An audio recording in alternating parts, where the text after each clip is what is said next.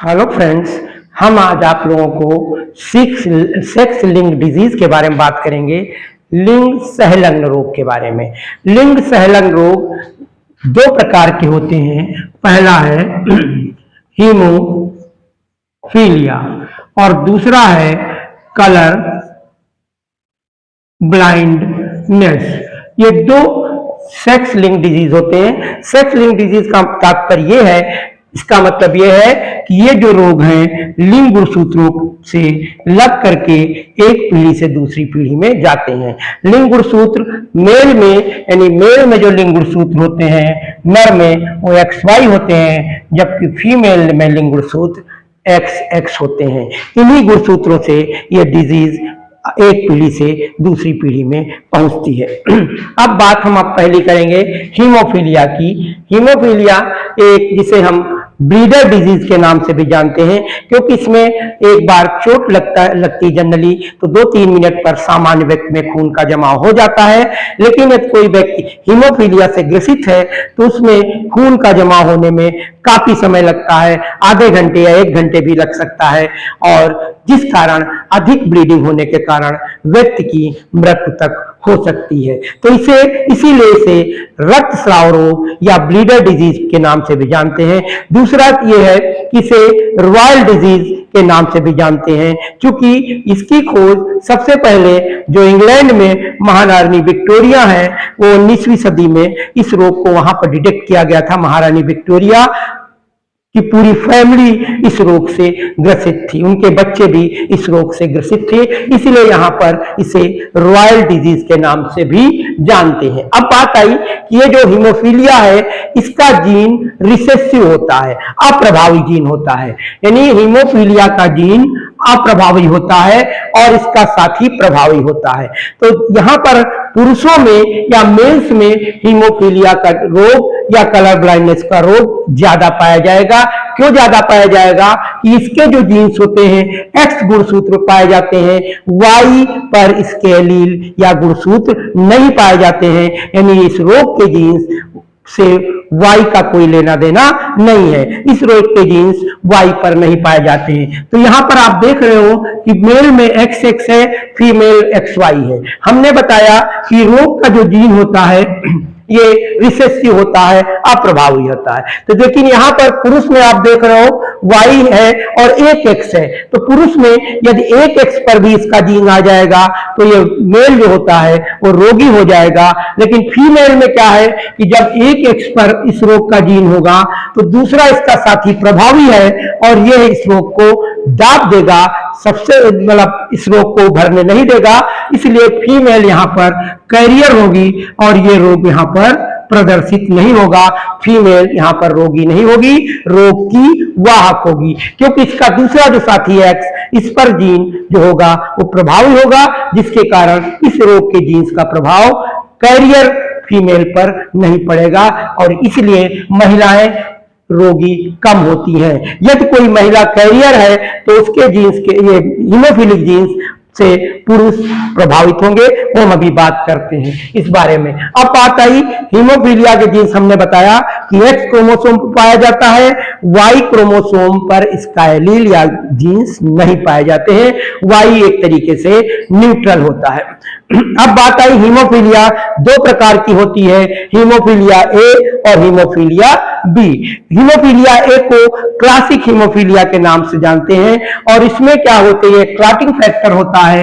Clotting factor haemophilia A में clotting factor 8 होता है, जो इसकी डिफिशियंसी के कारण, इस क्लॉटिंग फैक्टर की डिफिशियंसी के कारण हीमोफीलिया A होगा। और हीमोफीलिया B जो होता है वो उसे हम क्रिसमस डिजीज के नाम से जानते हैं। और हीमोफीलिया B जो होता है उसका जो क्लॉटिंग फैक्टर होता है वो 9 होता है। Haemophilia A in the deficiency of clotting factor 8, haemophilia B disease caused by the deficiency of clotting factor 9।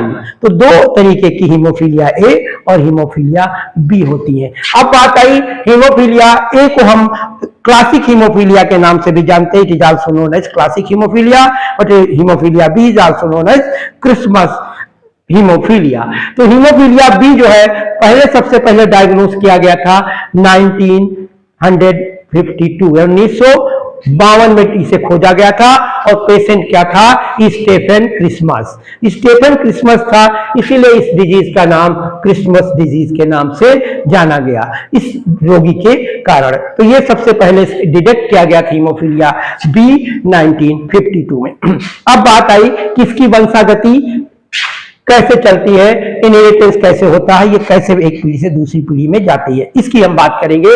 तो यदि किसी सामान्य पुरुष की शादी किसी वाहक महिला से, रोगी नहीं है ये, रोगी नहीं है ये, वाहक कैरियर है, रोग की वाहक है। रोगी इसलिए नहीं होगी क्योंकि जो हीमोफिलिक जीन्स होता है ये रिसेसिव जीन्स होता है, अप्रभावी होता है। ये प्रभाव अपना यह नहीं दिखा पाता क्योंकि इसका साथी प्रभावी डोमिनेंट है, इसका साथी है डोमिनेंट है। डोमिनेंट होने के कारण ये इसका, क्योंकि हीमोफिलिक जीन्स रिसेसिव होता है, इसके प्रभाव को ये दाब देगा, इसलिए फीमेल जो होगी यहां पर कैरियर होगी, मेल सामान्य। अब बात करेंगे, ये है मेल और ये हो गई फीमेल। अब इसको हमने इससे क्रॉस कराया तो एक्स और एक्स, देखिए इस एक्स और इस एक्स हो गया। फिर इसी को हमने इसके दूसरे वारिस कराया तो ये हुआ एक्स और एक्स।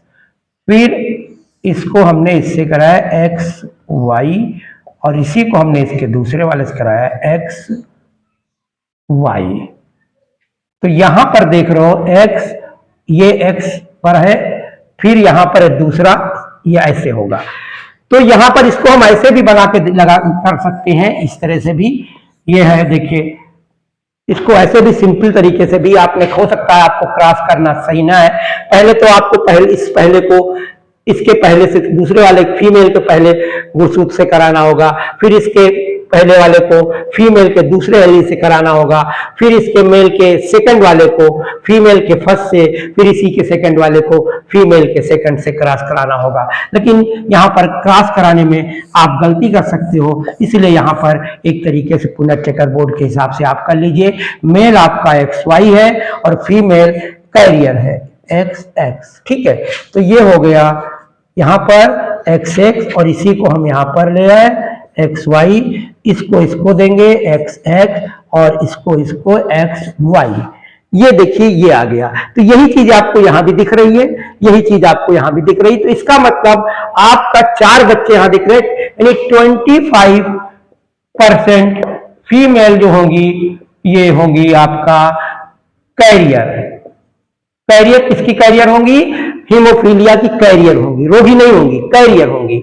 25% फीमेल नॉर्मल होंगी, 25% जो बच्चे होंगे, वो चाइल्ड जो होंगे या सन जो होंगे, वो होंगे रोगी यानी हीमोफीलिक, और 25% जो होंगे ये नॉर्मल होंगे, सामान्य। तो देखिए यहां पर ये तो आपको कैरियर दिख रहा है, हीमोफीलिया की रोगी नहीं दिख रही है, लेकिन यहां मेल रोगी दिख रहा है, ये बच्चा रोगी दिख रहा है। क्यों रोगी दिख रहा है? क्योंकि हमने बताया कि वाई का किसी प्रकार का कोई लेना देना नहीं है, वाई न्यूट्रल है, वाई पर इसके कोई एलिस नहीं, इसका कोई असर नहीं, वाई का कोई लेना देना यहाँ पर नहीं है। तो एक एक्स पर इसके जीन्स आ गए तो ये मेल रोगी हो जाएगा। इसलिए हमने बताया कि हीमोफीलिया और colour blindness mainly found in the male, female में बहुत कम पाया जाता है। और हम आपको बता दें कि ये यही वंशागति आपकी कलर ब्लाइंडनेस में भी चलेगी, तो हम उसको भी अभी आपको एक्सप्लेन किए दे रहे हैं। तो ये हीमोफीलिया से संबंधित बात हो गई। अब इसी तरीके से आप और भी ले सकते हैं। हमने एक एग्जाम्पल लिया, दूसरा एग्जाम्पल फिर हम आपको ले रहे हैं। यदि दूसरा एग्जाम्पल आपको समझ आने के लिए ले रहे हैं, यदि मेल रोगी है और फीमेल सामान्य है तो बच्चे कैसे होंगे? तो देखिए मेल के इस एलील को फीमेल के पहले एलील से क्रॉस कराया X और X, इसी मेल के एलील को इस फीमेल के दूसरे से क्रॉस कराया X और X। अब देखिए मेल के इस एलील को फीमेल के पहले वाले से क्रॉस कराया XY और इसी के इससे दूसरे वाले से कराया XY। ठीक है, आपने देख लिया। तो यदि मेल रोगी है तो फीमेल कैरियर हो जाएगी, मेल रोगी है तो फीमेल कैरियर होगी, हीमोफीलिया का रोगी नहीं होगी। तो देखिए मेल रोगी होने पर फीमेल कैरियर होगी नहीं, इसीलिए हमने कहा मेनली मेल फाउंड हीमोफिलिक। अब क्या होता है, फीमेल एक कैरियर भी है, अभी इससे पहले हमने बताया कि फीमेल एक कैरियर भी है तो मेल रोगी हो रहा है, लेकिन यहां पर मेल रोगी होने के बाद भी फीमेल रोगी नहीं कैरियर है। अब हमने इससे पहले जब बात की थी कि ये हमने बताया था फीमेल कैरियर है, तो फीमेल कैरियर है तो मेल रोगी हो गया, लेकिन यदि मेल रोगी है तो फीमेल रोगी नहीं होगी, वो कैरियर होगी। इसका कारण है कि मेल के एक एक्स होता है, एक वाई होता है, वाई से इसका कोई लेना देना नहीं। इसी प्रकार की वंशागति, सेम वंशागति, सेम इनहेरिटेंस आपके कलर ब्लाइंडनेस में भी होता है। तो जो ये वंशागति बनेगी, जो इनहेरिटेंस होगा बिल्कुल सेम तरीके से होगा, बस यहाँ पर आपको नाम बदल देना हो। यहाँ पर हमने हीमोफीलिया लिखा, आगे जब करेंगे इसी तरीके से तो वहां पर कलर ब्लाइंड, वहां पर भी यही है जैसे इसको हमने बताया कि हीमोफीलिया का जीन्स रिसेसिव होता है, अप्रभावी होता है, जबकि इसका साथी प्रभावी या डोमिनेंट होता है। वैसे कलर ब्लाइंडनेस में भी सेम पैटर्न होता है कि कलर ब्लाइंडनेस का जो जीन होता है वो रिसेसिव होता है और उसका साथी जो होता है वो डोमिनेंट होता है। वहां पर भी मेल के एक्स पर ही ये जीन्स पहुंचेंगे, वाई से कोई लेना देना कलर ब्लाइंडनेस में भी। कलर ब्लाइंडनेस की खोज हॉर्नर नामक वैज्ञानिक ने की थी और कलर ब्लाइंडनेस के बारे में हम बात अब कर रहे हैं, क्योंकि हीमोफीलिया सेम हीमोफीलिया की तरह कलर ब्लाइंडनेस भी होता है, सेम वंशागति ऐसे ही चलती है। कलर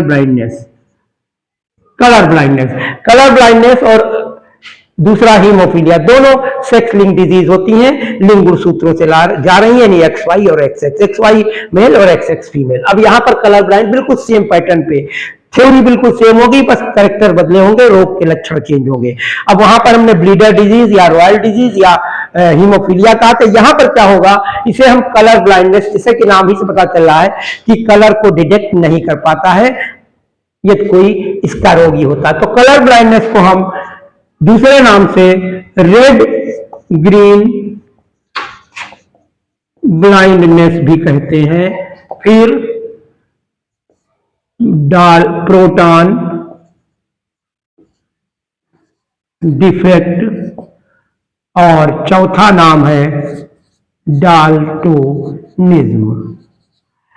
इन नामों से इसे जानते हैं। कलर ब्लाइंडनेस को हम red green blindness, proton defect और डाल्टोनिज्म के नाम से जानते हैं। यानी कि ये व्यक्ति यदि कलर ब्लाइंडनेस रोगी है तो वो लाल और हरे में डिफरेंशिएशन नहीं कर पाएगा या लाल हरा वो पहचान नहीं पाएगा। तो क्या होता है कि करीब 4 से 8% कलर ब्लाइंड के रोगी पाए जाते हैं वर्ल्ड में, 4 से 8%। लेकिन यदि हम बात करें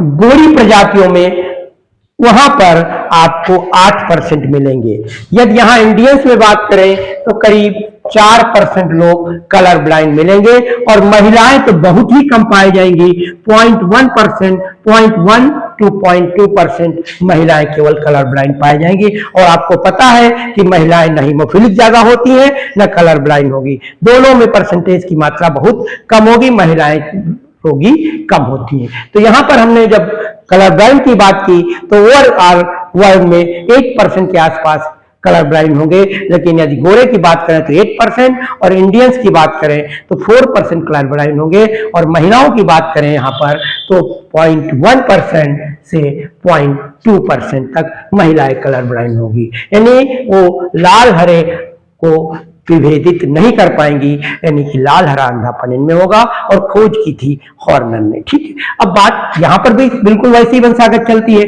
जैसे कोई मेल कलर ब्लाइंड, केवल यहां पर सेम इसकी इनहेरिटेंस चलेगा, वंशागति, नाम चेंज कर देना, यहां कलर ब्लाइंड है, यहां पर ये फीमेल सामान्य है। तो देखिए ये हो जाएगा एक्स वाई और एक्स एक्स, ये होगा एक्स और होगा एक्स वाई और ये होगा एक्स वाई। इसको ऐसे भी बना सकते हैं आप, इस तरह से भी, यानी कि एक्स और वाई और ये एक्स और एक, तो एक्स एक्स ये हो गया, फिर यहाँ पर आ जाइए एक्स वाई, फिर यहाँ आ जाइए एक्स और ये एक्स, इसमें आ जाइए ये एक्स और ये वाई, एक्स और वाई।